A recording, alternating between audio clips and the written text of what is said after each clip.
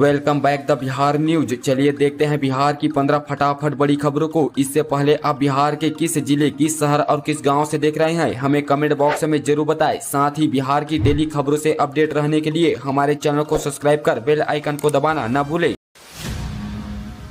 धनतेरस और दिवाली पर बिहार के 2.5 लाख परिवारों को मिली सौगात। मुख्यमंत्री नीतीश कुमार बोले, कोई छूटना नहीं चाहिए। सूखाग्रस्त जिलों के प्रभावित परिवारों के बीच धनतेरस के मौके पर एक सौगात के रूप में मुख्यमंत्री नीतीश कुमार ने राहत राशि का डायरेक्ट बेनिफिट ट्रांसफर के तहत हस्तांतरित किया। साथ ही शनिवार को मुख्यमंत्री सचिवालय स्थित संकल्प कक्ष में आयोजित कार्यक्रम में मुख्यमंत्री ने विशेष सहायता वितरण के तहत 24 करोड़ 280 लाभुकों के बैंक खाते में 71.49 करोड़ 80 हजार रूपए हस्तांतरित किए।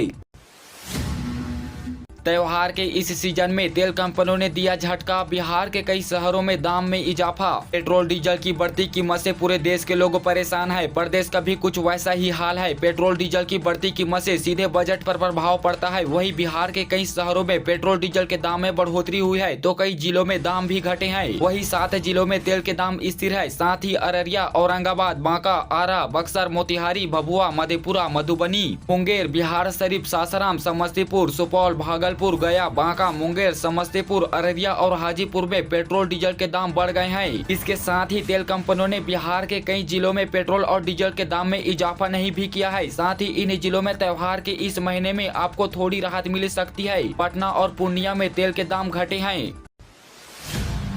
दीपावली को लेकर शहर में 5 जगहों पर फायर ब्रिगेड की टीम तैनात। तुरंत लोड कर लिए जरूरी नंबर। दीपावली पर अग्नि सुरक्षा को लेकर मुजफ्फरपुर में 5 पॉइंट पर फायर ब्रिगेड की QRT तैनात रहेगी। साथ ही छाता चौक स्थित फटाका मंडी के बाहर वाटर और फोम टेंडर की गाड़ियों की तैनात की गई है। शहर से लेकर गाँव तक अगलगी की घटना से निपटने के लिए 24 घंटे और साथ ही 24 फायर ब्रिगेड की गाड़ियां अलर्ट मोड में रखा गया है। चंदवारा स्थित फायर स्टेशन में 4 टीम रहेगी। अगलगी की सूचना मिलते ही टीम रवाना होगी। बिहार में भयावह हुआ डेंगू का डांग। 30% लोगों को प्लेटलेट्स की पड़ी जरूरत। बिहार में डेंगू मरीजों की संख्या लगातार बढ़ती जा रही है। अस्पतालों में लोगों के भर्ती मरीजों की संख्या में काफी इजाफा हुआ है। साथ ही बताया जा रहा है कि राज्य में डेंगू के शिकार लोगों में से 30% को प्लेटलेटर चढ़ाने की जरूरत पड़ रही है।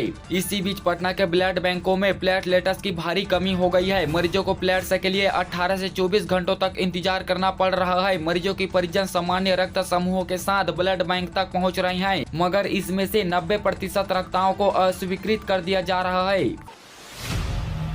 छठ से लेकर सिंगापुर से भारत लौट आएंगे लालू यादव। राबड़ी देवी के छठ करने को लेकर संशय बरकरार। राजद सुप्रीमो लालू प्रसाद यादव 25 अक्टूबर तक सिंगापुर से देश वापस आ जाएंगे। छठ से पहले लालू प्रसाद के भारत लौटने के बावजूद राबड़ी आवास पर छठ पूजा होने की संभावना नहीं है।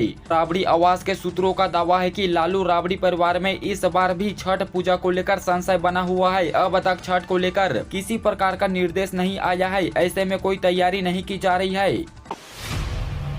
दरभंगा हवाई अड्डा से पहली बार 3 विमान ने मुंबई रूट पर भरी उड़ान। इस दिन तक उड़ेगा अतिरिक्त विमान। यात्रियों की बढ़ती संख्या के मद्देनजर दरभंगा मुंबई के बीच उड़ानों की संख्या बढ़ा दी गई है। इस रूटों पर 3 विमान की आवाजाही होने लगी है। जानकारी के अनुसार यह व्यवस्था 20 से 29 अक्टूबर के बीच की गई है।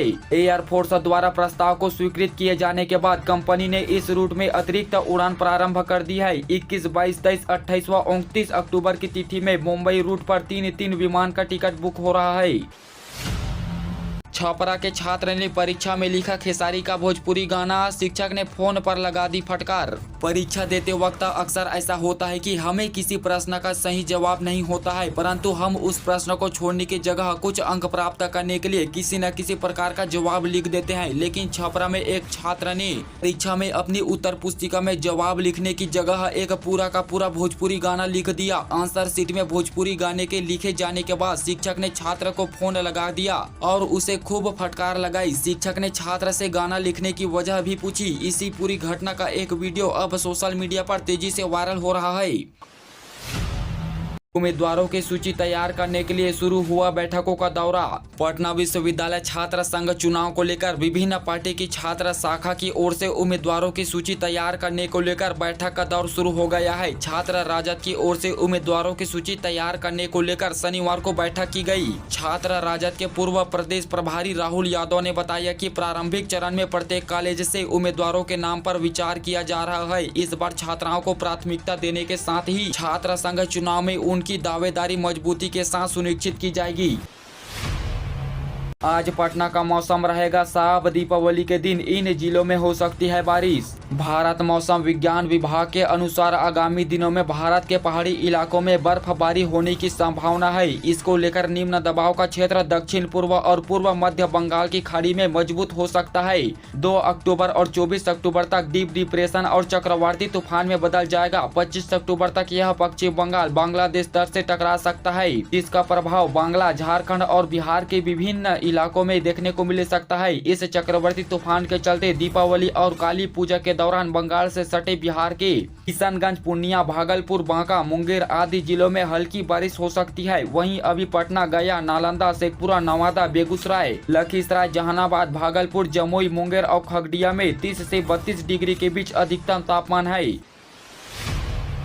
मुजफ्फरपुर भर्ती बोर्ड में 17 नवंबर से शुरू होगी बहाली प्रक्रिया। आज जाने पूरा शेड्यूल। बता दें कि अग्निवीर की बहाली प्रक्रिया मुजफ्फरपुर भर्ती बोर्ड के द्वारा आयोजित की जा रही है। स्थानीय चक्कर मैदान में 2 नवंबर 4 दिसंबर के बीच होने वाली अग्निपथ स्कीम के तहत बहाली प्रक्रिया की तैयारी तेज हो गई है। मुजफ्फरपुर आर्मी भर्ती बोर्ड के अधीन आने वाले 8 जिलों की बहाली 17 नवम्बर से होगी। इसी के साथ 2 से 14 नवम्बर तक गया आर्मी भर्ती बोर्ड की बहाली प्रक्रिया मुजफ्फरपुर के चक्कर मैदान में होगी।